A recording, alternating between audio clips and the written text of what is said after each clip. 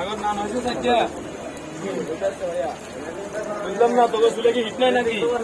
তোকে হিট নাই একটাই আমি ব্যস্ত ছিলাম তো আমার ব্যস্ততা তুমি খুব বিজি মানুষ বুঝছেন ভাই উস্তাদ তো এই জন্য চেম্বারে পড়াই দিয়ে চেম্বারে পড়াই দিয়ে